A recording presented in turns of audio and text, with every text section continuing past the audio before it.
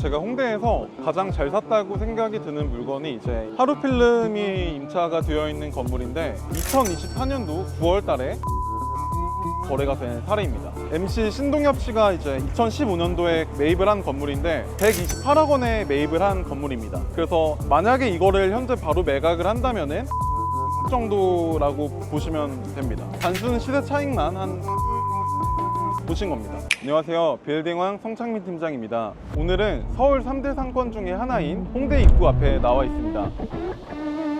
홍대 상권은 이제 보통 8번, 9번 라인이 이제 메인 상권이라고 보시면 되는데, 지금 보시는 것처럼 평일 오후 4시임에도 불구하고 유동인구가 지금 상당히 많습니다. 사실 코로나가 끝나고 2023년도부터 2024년도까지 좀 홍대 상권이 예전 같지 않다, 좀 홍대 상권이 많이 힘들다, 이런 얘기가 시장에서 많이 나왔었습니다. 그런데 이제 실제 현장 분위기와 거래 데이터를 함께 같이 살펴보면 홍대 상권이 이미 코로나 이전 수준까지 상당히 이제 회복이 되었다고 판단하고 있습니다. 실제로 최근 홍대 대로변의 거래 사례를 보면은 2천억 원이 넘는 대형 거래가 2건이나 성사가 되었고, 400억 원대부터 이제 2천억 원대까지 다양한 투자 규모의 거래가 활발하게 꾸준히 이어지고 있습니다. 대표적인 사례가 이제 머큐어 엠버서더라는 호텔인데, 그 건물이 이제 2,620억 원의 거래가 되었습니다. 매수자는 세계 최고 투자은행인 골드만삭스에서 매수를 했는데요. 저는 이 거래를 굉장히 의미 있게 보고 있습니다. 왜냐면은 글로벌 투자은행 기관이 2천억 원이 넘는 자금을 홍대 상권에 투자를 했다는 것은 단순히 현재 가치만 본 게 아니라 앞으로의 이제 성장 가능성과 지속적인 가능성까지 높게 평가를 했다는 의미라고 저는 생각이 들고 있습니다. 홍대는 단순한 이제 대학가 상권이 아니라 국내외 자본이 좀 장기적으로 주목을 하고 있는 서울의 핵심 상권 중에 하나라고 저는 생각이 듭니다. 홍대 상권의 가장 큰 영향력은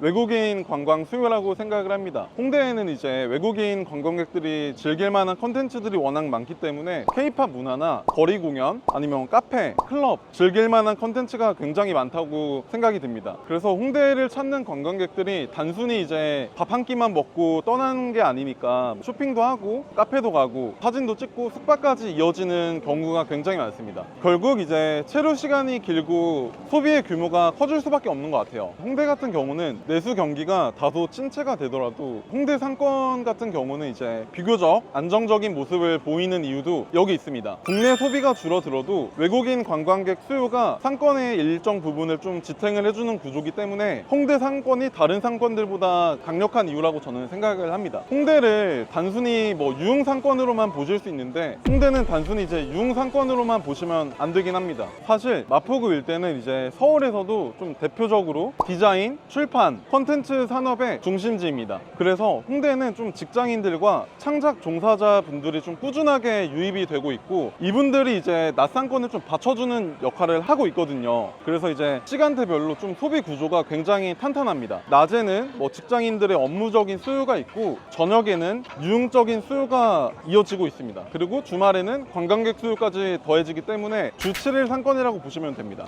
즉 홍대 상권은 특정 시간대에만 사람이 몰리는 상권이 아니라 하루 종일 소비가 이어지는 구조를 가지고 있는 게 가장 큰 홍대의 장점이라고 저는 생각을 하고 있습니다. 사실 80년대, 90년도 때까지만 해도 젊음의 중심은 홍대가 아니었습니다. 그 시절 약속 장소는 이제 대부분 신촌이나 이화여대였죠. 연대나 이대, 서강대, 홍대 뭐 이렇게 대학가는 모여 있지만 홍대에서 보자 이런 문화는 아니었다고 합니다. 그래서 당시 홍대는 지금 뭐 강남이나 성수처럼 좀 서울을 대표하는 핵심 상권으로 보기는 좀 어려웠습니다. 우리가 지금 아는 홍대의 감성도 사실 1990년도 때부터 시작이 됐다고 볼 수 있습니다. 그리고 홍대는 이제 투자적인 측면에서도 특징이 있습니다. 다른 핵심 상권에 비해 이제 대지의 평수가 작은 건물들이 많고, 처음 투자를 하시는 분들이 검토를 가장 많이 하시는 지역 중에 하나입니다. 현금 10억 원 초반을 보유한 투자자분들이 충분히 검토를 많이 하는 건물들이 많고, 오늘 영상이 그런 분들께 좀 도움이 됐으면 좋겠습니다. 실제 메인 라인으로 한번 같이 가보겠습니다.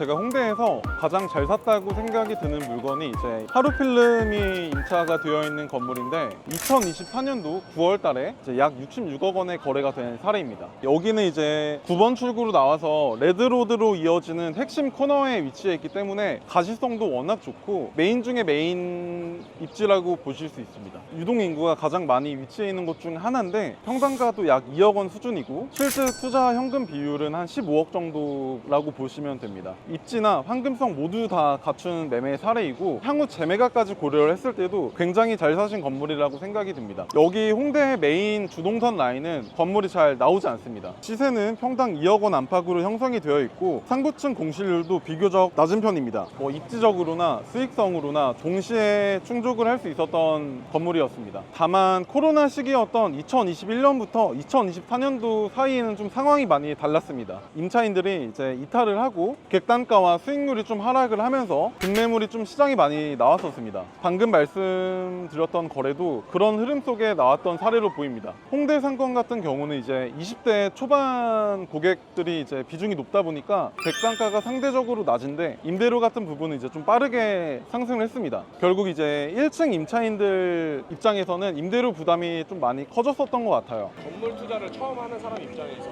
홍대 상권이랑 성수 상권 중에 어디를 더 추천을 드리시나요? 지금 2026년도 6월인데 이미 성수 같은 경우는 너무 집가 상승이 됐다 보니까 개인 투자자분들이 들어가긴 좀 힘든 것 같아요. 근데 홍대는 이제 대지 면적이 작은 곳도 많다 보니까 주동선들을 좀 투자를 하시는 게 맞는 것 같아요. 주동선을 사셔야 나중에 이제 환금성도 좋기 때문에 이면이라고 싸다고 덜컥 사시는 거는 솔직히 추천은 안 드립니다.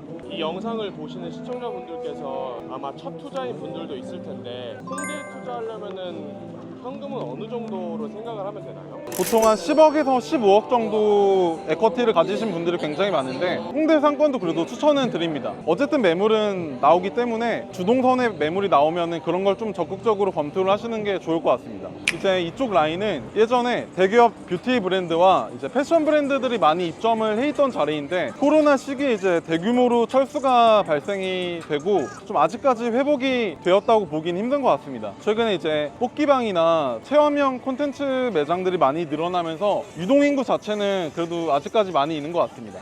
이쪽 길은 유동인구는 많지만 좀 투자적인 관점으로 볼 때는 좀 다르게 볼 필요가 있습니다. 이 구간은 주동선임에도 불구하고 2층 이하에 좀 저층 건물들이 많고 되게 노후화된 건물이 많습니다. 그래서 개발도 쉽지 않고 평당 가격 역시 이제 메인라인만큼 높게 형성이 돼 있지는 않습니다. 그리고 또 하나 중요한 점은 이제 이면 상권인데 홍대는 이제 메인 거리에서 한 블럭만 들어가 있어도 분위기가 많이 달라지긴 합니다. 최근에 이제 신축 건물들도 많이 생겼지만 이면까지 유동인구가 자연스럽게 유입이 되기는 좀 많이 힘든 것 같아요. 그래서 이면 같은 경우는 공실 리스크도 생각보다 존재합니다. 개인적으로는 홍대 투자를 좀 검토를 하신다면은 이면보다는 좀 주동선 라인으로 우선적으로 검토를 하시는 게 안전하다고 생각을 합니다. 유동인구는 많은데 임차인 교체도 너무 빠르고 차별화된 컨텐츠가 없으면은 오래 살아남기 어려운 지역인 것도 같아요. 그래서 이면 라인 같은 경우는 평당 1억 전후에 거래가 되고 주동선 같은 라인은 이제 매물 자체가 너무 희귀하기 때문에 잘 나오진 않는 것 같습니다. 이제 밤상권의 메인인 상상마당 라인으로 한번 가보겠습니다. 이쪽 길부터는 이제 좀 본격적으로 밤상권이 시작이 되는 구간인데 유명 연예인 투자 사례도 있습니다. 한번 가보시죠.